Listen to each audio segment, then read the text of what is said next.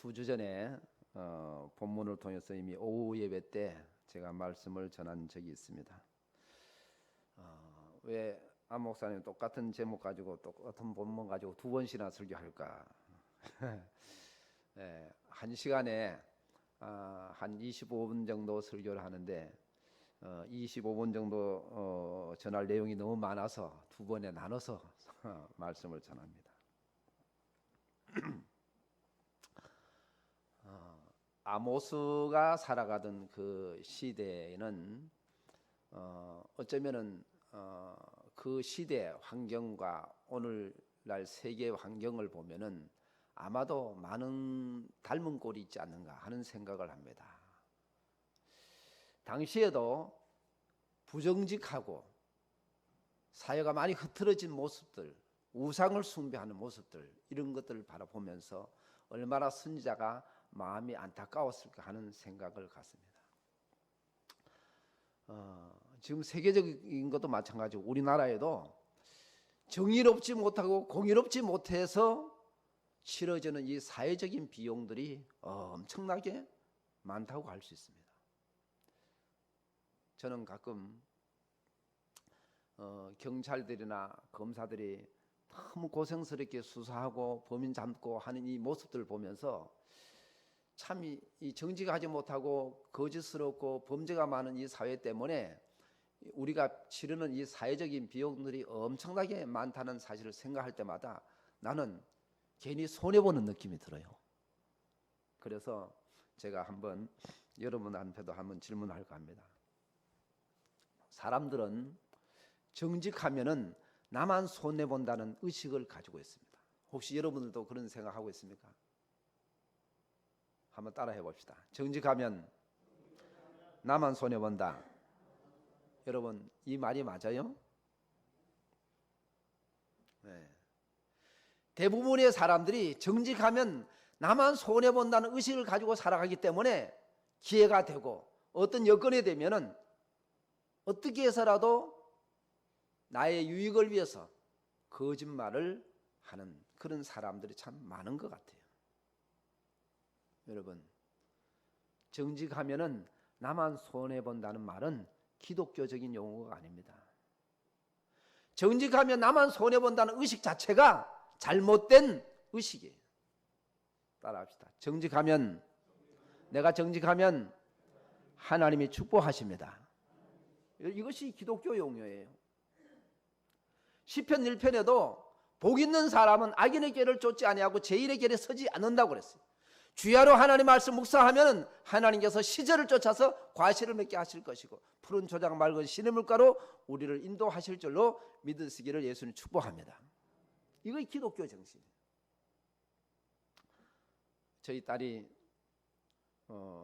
재작년에 한국에 들어와서 가족끼리 여행을 갔다 오는 길에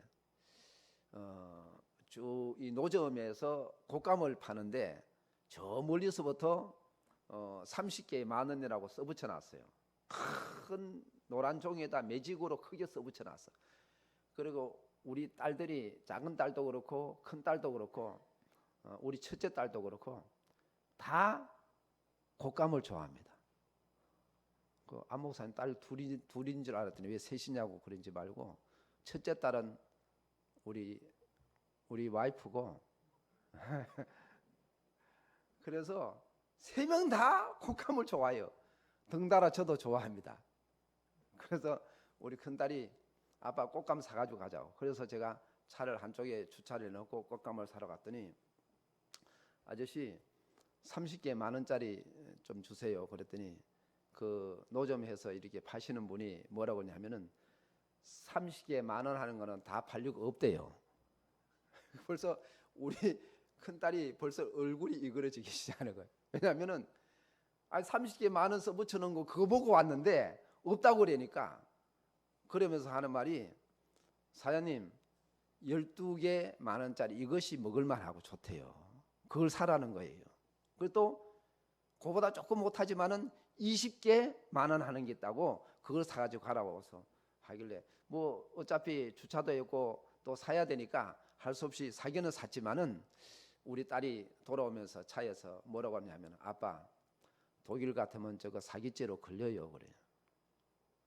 왜냐하면은 뭐 우리나라도 많이 정치에 저 가고 있지만은 이 유럽의 특별히 독일 사람들이 그런 데 대해서 굉장히 민감하다고 그래요. 정직하지 않으면은 손해보게 만드는 그런 사회가 형성돼 있다는 거죠. 여러분, 저는 이번에 미국의 프로이드라는 사람, 목 눌려서 죽은 사람, 그 이름이 플로이드죠. 예, 그런 사람인데 그 사태를 보면서 너무너무 마음이 안타까웠어요. 백인 경찰이 흑인 한 사람을 죽였다고 뉴스에 막 나오더라고요. 물론 흑인 경찰이 백인도 그렇게 할 수도 있겠죠. 인종차별을 하는 건 아니겠지만은 어떻게 하든지 그런 사태가 벌어졌어요. 모든 사람들이 거리로 쫓아나와서 항의하고 난리가 났어요. 시위가 벌어지고 그냥 체류탄이 난무하고 그 가운데 대통령이라는 사람이 백악관 근처에 교회 가서 성경책을 딱 들고 멋있게 이렇게 사진을 한 컷 딱 찍었어요. 여러분 다 보셨지요? 여러분 일부 예배 때는 아주 간략하게 제가 해서 이렇게 다른 거는 예화는 다 뺐는데 2부 예배 시간이 아직도 한 20분 설교할 시간이 있어서 다 이야기하려고 합니다. 여러분 그 광경을 보면서 마음이 참 안타까웠어요. 저도 역시. 왜 그러냐 하면은 그 사람이 그 대통령이 미국의 대통령이 예수를 믿지 않는 사람이라면은 성경책도 가지고 가지 않았을 뿐더러 아마 그 교회 찾지도 않았을 거예요.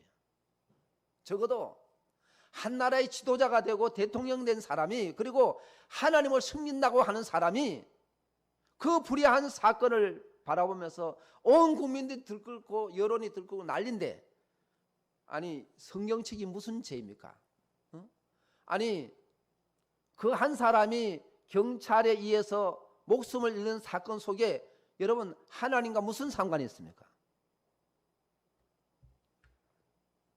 오히려 나라의 거룩한 지도자 같으면은 그런 뉴스를 접하고 나면 보고를 받았으면은 경찰들을 책망하든지 징계하든지 따끔하게 여러분 한마디 질책해줘야 그 위대한 지도자 아닙니까? 어떤 지도자가 위대한 지도자입니까? 이번 11월 대선에 내가 유리한 고지에 올라서 여론이 좋게 형성되어져서 본인이 대통령 당선되는 것이 그것이 하나님 기뻐하시는 일일까요? 그게 하나님 축복하시는 일이겠습니까? 여러분 우리는 다 하나님의 사람으로 하나님께서 저와 여러분 부르실 때에 이 사회를 빛과 소금의 사명을 잘 감당하라고 하나님이 저와 여러분들을 부르신 줄로 믿으시기를 바랍니다. 정직해야만이 사회가 밝아지는 거예요. 내가 정직해야 이 사회가 깨끗해지는 것입니다. 내가 정직하고 공의로워야 이 사회가 살기가 좋아지는 거예요. 그래서 우리가 소금의 사명을 잘 감당하는 것이 그것이 하나님을 기쁘게 하시는 줄로 믿으시기를 예수님 축복합니다. 그래서 로마서 12장 2절에 너희는 이 세대를 본받지 말고 오직 마음을 새롭게 함으로 변화를 받아서 하나님의 선하시고 기뻐하시고 온전하신 뜻이 무엇인지 분별하라. 할렐루야. 분별하라 그랬어요. 무엇이 하나님 기뻐하시는 일이고 무엇이 하나님이 싫어하시는 것 분별하라 그랬어요. 여러분 이 자체가 분별되지 않는다면은 여러분 우리 영이 죽어 있는 것입니다.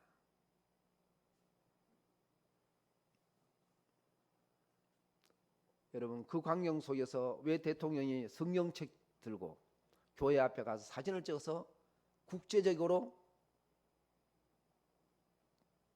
화가 나게 하고 아니 저는 제 3국의 사람이지만은 아니 내가 미국 대통령 선거할 때 제가 표 주는 것도 아니지만은 괜히 뭐 화가 나고 참을 수 없을 정도로 그것도 기독교인이라는 대통령이 그렇게 하니까 더 마음이 안타까웠습니다.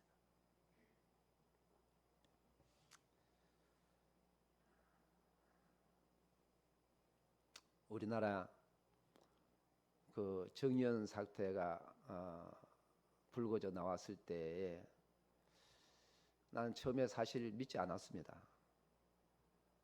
무언가 모르게 착오가 많아 있겠지. 무엇인가 모르게 뭐 행정 정리하는데 큰 실수가 있었겠니 그렇게 생각했는데 나중에 제 전공 분야에 제가 잘 아는 분야에 발표하는 걸 보고 이거 잘못됐구나 하는 생각을 가졌습니다. 제가 지난 2주간 전에 이야기했습니다. 제가 강단에서 정치 얘기 거의 잘 안 하는 사람인데 이번은 좀 해야 되겠다고 제가 이야기하고 했는데 여러분 다른 것은 다 모르겠어요. 아직 수사 아직 발표가 되지 않았기 때문에 다 모르겠지만은 안성 쉼터에 공사비를 책정하는데 600만 원씩 우리 저 장로님 600만 원씩 책정됐다고 그래요. 한 7년 전에 그 당시에 저도 건축을 다 해서 알겠지만은 그 당시에 스틸하우스 공법으로 건축하는데 단가가 400만 원이었습니다. 건축업자들은 다 아는 가격이에요. 그런데 1.5배 부풀려 가지고 발표를 하면 누가 믿겠습니까? 나는 한 분야에 있는 사람들을 어떤 평가하고 그 사람들을 비판하기 위해서 하는 것이 아니라 이것이 제가 그 분야에 잘 알기 때문에 지금 이야기하는 거예요. 다른 분야는 내가 모르겠어요. 내가 전문 분야가 아니기 때문에. 여러분 국회의원이 되려고 하는 사람은 다른 사람에 비해서 더 정직해야 되고 나라의 대통령이 되려고 하는 사람은 다른 사람보다 더 정직해야 여러분 이 사회가 공의롭고 정의로워진다는 사실을 우리가 기억할 수 있기를 예수는 축복합니다. 여러분 교회에서도 목사가 되고 장로가 되어지고 권사님이 되어지고 직분이 있을수록 여러분 더 정직하고 이 사회에 많은 사람들에게 유익을 끼쳐주는 그런 사람이 되어야 그 진짜 하나님의 사람인 줄로 믿으시기를 바랍니다. 오늘 본문에 아모스가 이렇게 기록하고 있습니다. 너희가 내게 번제나 소제를 드릴지라도 내가 받지 아니할 것이요 너희의 살찐 희생의 화목제도 내가 돌아보지 아니하리라. 현대식으로 우리가 해석을 해보면은 우리가 예배당에 와서 예배드리고 기도하고 찬양하는 거 하나님 안 받으시겠다 그 말이에요. 여러분 나는 예배하러 가서 찬양도 하고 기도도 하고 예배드리고 하나님 앞에 영광을 돌렸다고 생각하는데 여러분 하나님이 인정하지 않는다면 얼마나 서글픈 일이겠습니까? 저와 여러분들이 드려지는 기도가 찬양이 이 예배가 하나님이 연락받으시는 예배가 되어지기를 예수님 축복합니다. 그러려면은 정직해야 된다고 합니다. 10계명을 분석해 보면은 1계명에서 4계명까지는 다 하나님에 대한 계명이에요. 다시 말하면 한마디로 요약하면은 우상 숭배하지 말고 하나님만 잘 섬기라는 내용입니다. 5계명은 뭐냐면은 내 부모를 공경하라는 거예요. 나머지 6계명에서 10계명은 다 뭐예요? 이웃에 대한 계명입니다. 정직해야만이 그 4가지 계명을 다 잘 지킬 수 있는 것이고 다시 말하면 10계명 중에 4개의 계명을 잘 지키는 것이 정직해야만이 가능한 계명입니다. 그래서 정직하라는 거예요. 제가 체코의 프라하에 갈 기회가 있어서 몇 번 가봤는데 그 프라하 광장에 보면 시청 광장에 보면은 야누스 동상이 거기 있습니다. 동으로 만들어서 아주 오래전에 세워놨는데 그 밑에 글귀가 하나 써있는데 진실하라, 정직하라, 사랑해라 이렇게 써있어요. 이런 얀후스라는 사람이 어떤 사람이냐면은 우리나라 아니 세계적으로 종교 개혁이 그러니까 루터가 종교 개혁을 하기 이전에 뭐 루터 한 사람이 개혁한 것은 아니지만은 1517년에 종교 개혁 일어나기 이전에 이미 한 세기 전에 있었던 아주 유능한 신부였습니다. 가톨릭 신부예요. 프라하 대학의 교수이면서 신부였어요. 그 양반이 불의한 이 종교계 로마 교황청에 대해 싸우다가 화형당해서 순교를 했습니다. 여러분, 많은 체코 사람들이 지금도 그 사람을 존경하기 때문에 동상을 갖다 세워놓은 거예요. 왜? 정직하고 진실하고 사랑하라는 그 세 마디 속에 그 사람의 사상이 다 들어있는 거예요.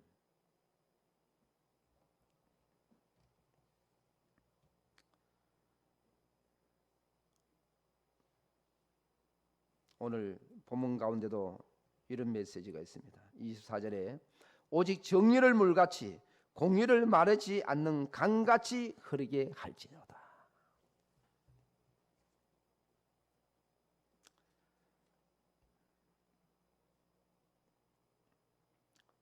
제가 영어를 잘 못하지만은 영어 성경에 보면 리버와 스트림이라고 쓰여 있어요. 제가 이야기는 좀 리버는 목사님 큰 강을 말하는 거죠. 스트림은 개울 같은 그런 강을 말하는 건데, 여러분, 모든 큰 사회나 작은 사회나 동네에서나 가정에서나 할 것 없이 정의롭고 공의로운 사회가 이렇게 물 흐르듯이 흘러가도록 하라. 여러분, 이런 사회가 되면은 얼마나 하나님 기뻐하시겠냐. 하나님이 저와 여러분들을 부르신 이유는 바로 이런 사회를 위해서 저와 여러분들을 부르셨습니다. 그래서 너희는 세상에 빛이 되고 소금이 되라는 사명을 우리에게 주신 것인 줄 믿으시 예수님 축복합니다. 그래서 여러분, 정직하면 나만 손해본다는 의식을 다 십자가에 못 박아버리고, 할렐루야, 정직하면 하나님이 축복하신다는 믿음을 가질 수 있기를 예수님 축복합니다. 여러분, 정직하면 물론 때때로 손해볼 때 있습니다. 정직하고 진실하면 때때로 손해볼 수 있어. 그러나 그 중심을 보시는 하나님이 저와 여러분들의 삶을 축복하시고 은혜 베푸실 줄로 믿으시기를 예수님 축복합니다. 이것이 신앙이고 이것이 믿음이라는 거예요. 그런 믿음대로 살면은 하나님이 그렇게 축복하시는 거예요. 이스라엘 백성들에게 40년 동안에 광야에서 어떻게 살아야 한다는 사실을 40년 동안에 반복해서 가르쳐 주었습니다. 매일같이 일용할 양식이 어떻게 주어지는가를 배웠습니다. 여러분, 정직하게 살아서 굶어 죽은 사람 없어요. 손해볼 것 같고 가난해질 것 같고 아무것도 없이 그냥 살 것 같은데, 여러분, 세상에 정직한 사람이 여러분 하나님이 축복하시는 여러 사례들이 성경에도 많습니다. 제가 좋아하는 인물 가운데 성경에 예루살렘 교회에 바나바라는 사람이 있습니다. 이 바나바라는 사람이 원래 이름이 요셉이에요. 재산이 좀 있어서 땅을 팔아서 교회에다 헌금을 했는데 당시에 어려운 사람들이 참 많고 고아 가부들이 많아서 그 판 돈으로 많이 섬겼습니다. 여러분, 제가 성경에 여러 좋아하는 인물들 많이 있지만은 그 중에 정말 좋아하는 사람이 이 바나바라는 사람이에요. 그런데 그 사람이 교회 안에서 인기가 좋고 인정을 받으니까 아나니와 삽비라가 체면이 있어가지고 흉내내다가 죽임을 당했어요. 왜 그래요?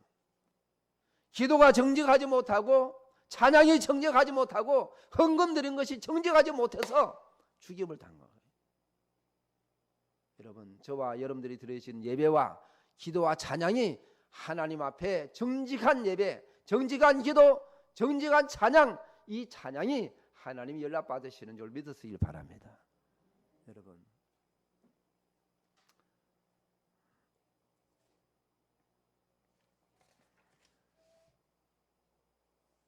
마태복음 6장 33절에 우리가 잘 아는 너희는 먼저 그의 나라와 그의 의를 구하라 그리하면 이 모든 것을 너희에게 더 하시리라, 그렇게 기록됐습니다. 너희는 먼저, 지난 2주간 전에도 말씀했습니다. 순서를 바꿔서 기도하는 것이 중요한 것이 아니라 하나님의 나라가 나를 다스리게 하는 거예요. 하나님의 성령께서 나를 다스리게 하시는데 하나님이 나를 다스리면은 부정직해 줄 수가 없어요. 성령이 나에게 감동하시고 은혜 베푸시는데 그 입술에서 그 마음속에서 어떻게 거짓스럽고 거짓말하고 남을 속이고 거짓 증언하고 할 수 있겠습니까? 하나님이 나를 다스리면은 정직하게 되어질 줄로 믿으시기를 예수님 축복합니다. 그렇게 하면은 이 모든 것을 너에게 더하시리라. 이 모든 것이 뭐겠습니까? 내가 무엇을 먹을까? 무엇을 마실까? 무엇을 입을까? 염려하지 말라. 이런 다 이방인들이 구하는 것이라. 여러분, 하나님의 나라가 하나님이 나를 다스리고 정직하고 성령이 감동하고 은혜를 베푸시면은 그렇게 정직하게 살면 하나님이 이 모든 것을 더하실 줄로 믿으시기를 예수님 축복합니다. 다윗은 시편 51편 10절에 하나님은 내 속에 정한 마음을 창조하시고 정직한 영을 새롭게 해달라고 그는 그렇게 기도했습니다. 왜 그렇게 기도했겠습니까? 자기도 연약해서 우리의 아내를 범죄한 이후에 너무 괴로워서 하나님 앞에 기도하면서 하나님, 내가 하나님 나라가 내 속에 임재해 있었는데 하나님 나라가 떠나가는 기분이고 너무너무 마음이 괴로워서 하나님 앞에 회개하면서 이런 기도문을 작성한 거예요. 여러분, 저와 여러분들이 하나님 앞에 정직해지면은 나만 손해보는 것이 아니라 하나님 축복하심을 믿으시길 바랍니다. 이런 의식이 우리 속에 삶의 모든 분야 속에 내 마음이 흘러가야 여러분 하나님 축복하실 줄 믿으시기 바랍니다. 말씀의 결론을 맺겠습니다.